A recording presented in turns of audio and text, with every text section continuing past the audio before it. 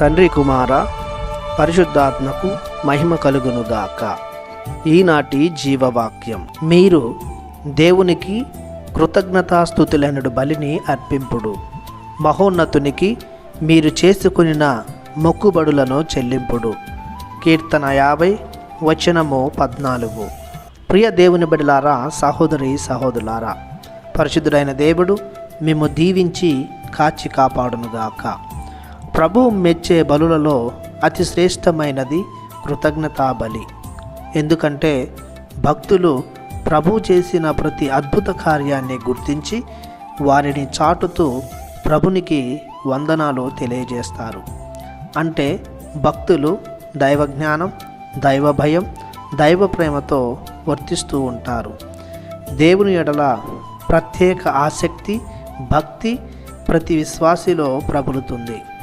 ఇంకా వాక్యం చెబుతున్నట్లు ప్రతి భక్తుడు తాము చేసుకున్న మొక్కుబడులు తప్పకుండా దేవునికి చెల్లించాలి.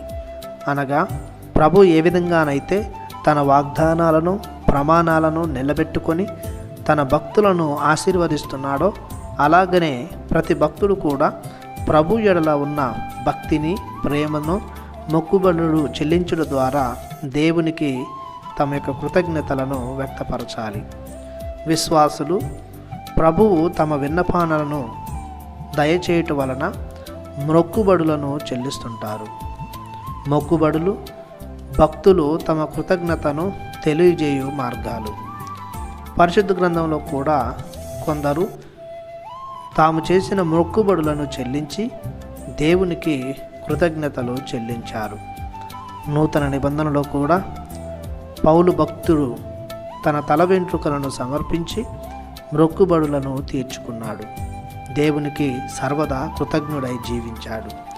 ప్రతి క్రైస్తవ విశ్వాసి కూడా ప్రభుని అద్భుత కార్యాలను గూర్చి సంతోషిస్తూ కృతజ్ఞతాపూరితులై జీవించాలి. ప్రార్థించుదము.